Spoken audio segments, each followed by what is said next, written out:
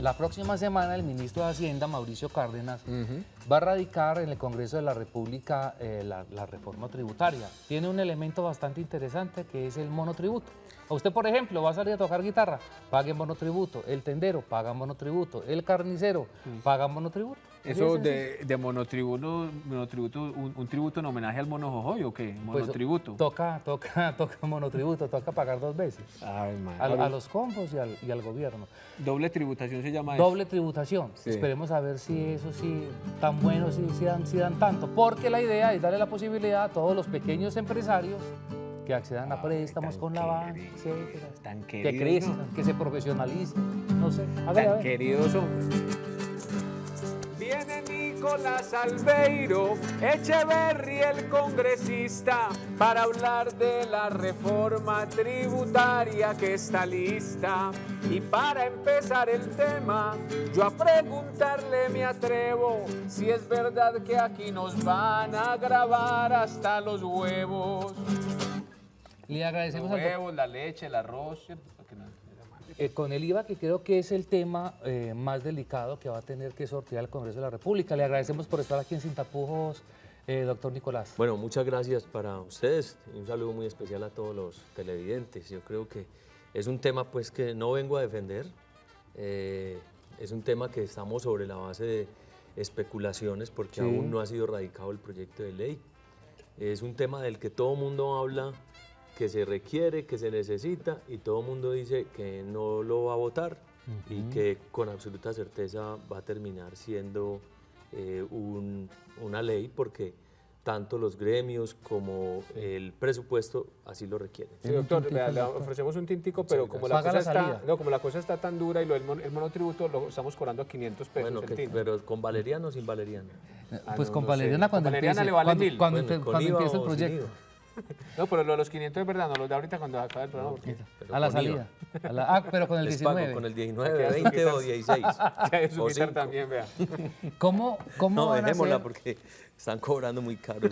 ¿Cómo van a hacer, el doctor Nicolás, los congresistas para analizar por lo menos de lo que se ha hablado más, que es el incremento del IVA del 16 al 19%? O sea, un congresista vota que sí, y en menos de un año estamos haciendo campaña electoral para poder sostener los roles en el Congreso. Va a ser difícil para ustedes de entrada apoyar ese proyecto. Una reforma tributaria es impopular a todas luces. Además, muy recurrente. Cada gobierno hace su reforma tributaria. Pero además, con unos debates ya muy amplios.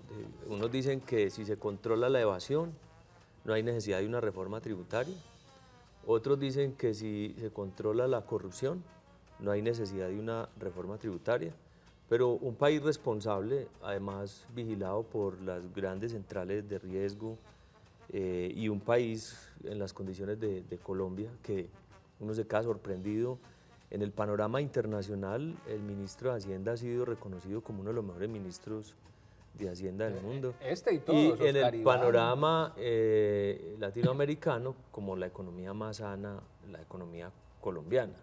Entonces, ¿cómo estará el panorama de nuestro continente en esas condiciones, ¿cierto? Cuando hay cifras alertantes de que la deuda hoy es el 70%, tanto la interna como la externa, del 70% del Producto Interno. Entonces, a claras luces hay un hueco fiscal, hay un déficit fiscal grande, considerable, que se ha tratado de explicar, en el sentido de que el precio del barril del petróleo estaba por el orden entre los 90 y los $100 y hoy no pasa del 40 y que recuperándose mucho iría al 60. Ahí hay un primer... Ese hueco son los 34 billones, más o menos. Están hablando de aproximadamente 24 billones, pero no hay una cifra oficial que nos entreguen. Unos hablan de 34, otros de 28, 26...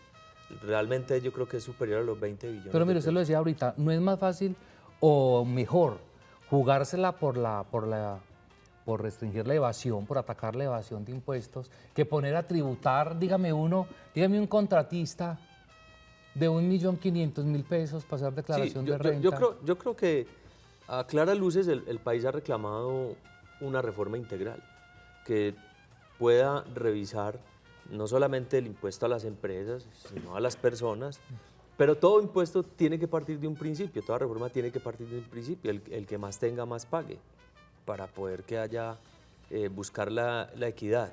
Ahí hay un problema que tiene que resolver la reforma tributaria, es que tanto empresas pequeñas como grandes se someten al mismo sistema y casi que las obligan a llevar doble contabilidad para poder cumplir con esos estándares internacionales, y realmente la reforma tiene que resolver ese problema. Ahí es donde aparece el anuncio del monotributo, el monojojo y donde lo que la comisión de expertos ha señalado de que hay que buscar ampliar la base, ¿cierto? Proteger los capitales de inversión que hoy son severamente castigados, para poder generar empleo y poder generar esa redistribución. Y la discusión se ha quedado en el tema del IVA, que no solamente ahí tiene que quedarse, hay que pasar al tema de los dividendos, y en eso pues hay que tener unas claridades. Primero, aquí hay muchas exenciones, aquí es más fácil ir a hacer lobby en Bogotá, lograr una exención, que competir yendo a la costa o con mercados internacionales. Y hay otros fenómenos como es la inflación y la devaluación, que de todas maneras mueven esa balanza, donde a unos les conviene el dólar alto, a otros no.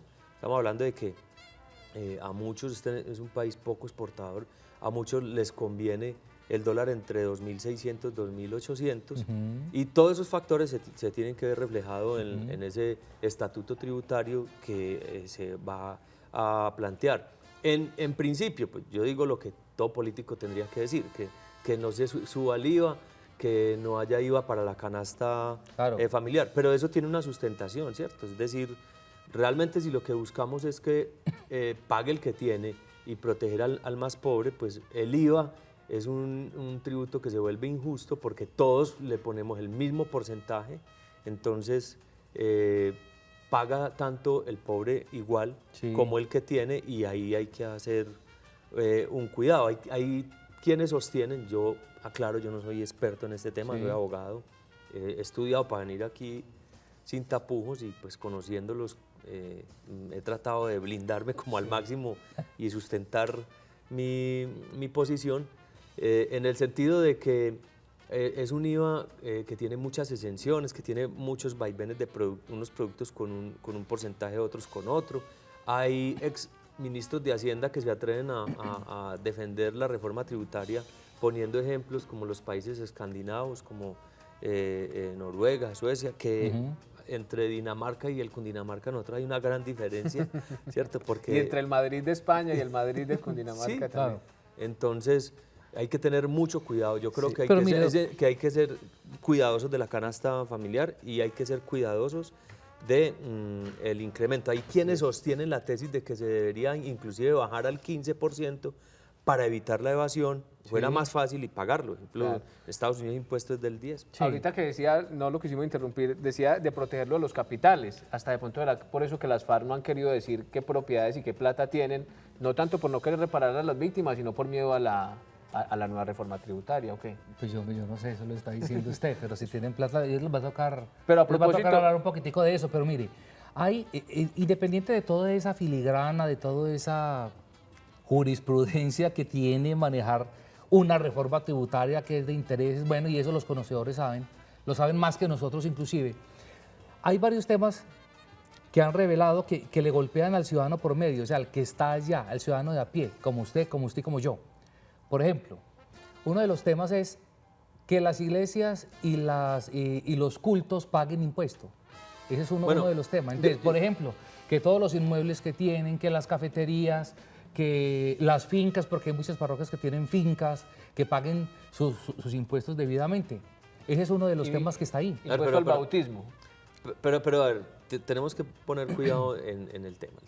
El tema no es quiénes estén exentos, quiénes no. El tema es que un impuesto debe ser justo y debe estar equilibrado al alcance de cada persona, porque tenemos que partir de la base de que es necesario y que es importante tener con qué hacer la inversión social y tener con qué cumplir con todos los derechos que tenemos en la Constitución y poder como ciudadanos cumplir. O sea, en eso yo creo que la discusión no se basa en decir que no se paga impuestos, que no haya reforma. Aquí el problema es de dónde sacarlo. Hay muchas entidades o muchas fundaciones que las personas precisamente montan esas fundaciones para poder evadir. Sí, Ese claro. es como la Esos son lupa, los como la malos. cosa. Pero, por ejemplo, en un principio, yo no estoy de acuerdo con que haya un impuesto a las organizaciones sociales, o que haya un impuesto o que se graben las cooperativas o el sector solidario, que creo que hay que protegerlo. Hay que proteger el sector de los tejidos, el sector textil, porque es donde tenemos una generación de empleo y donde se saca la redistribución fuerte.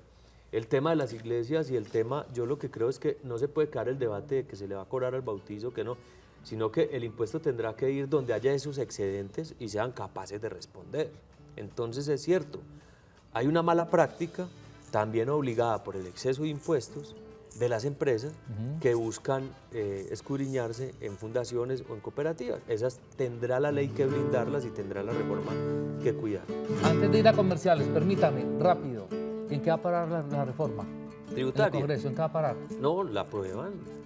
Lo que hay es que tener muy claro cuál debe ser ese equilibrio que tiene que haber. Primero hay que proteger los capitales que generan empleo. Hoy el capital de inversión es muy difícil meterlo a jugar, que es el que genera empleo. Pero se van a hacer modificaciones. Sí, claro, por Eso es supuesto para que negociar. tiene que haber un proceso de negociación así y máxime en las condiciones que hoy está el Congreso. O sea, plebiscito como reforma. Hay que, ¿Sí o no? Yo creo que la reforma venía con plebiscito sin plebiscito. Pero cogió un poquito.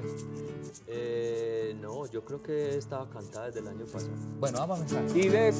Y después de comerciales nos dirá si el que gobierna.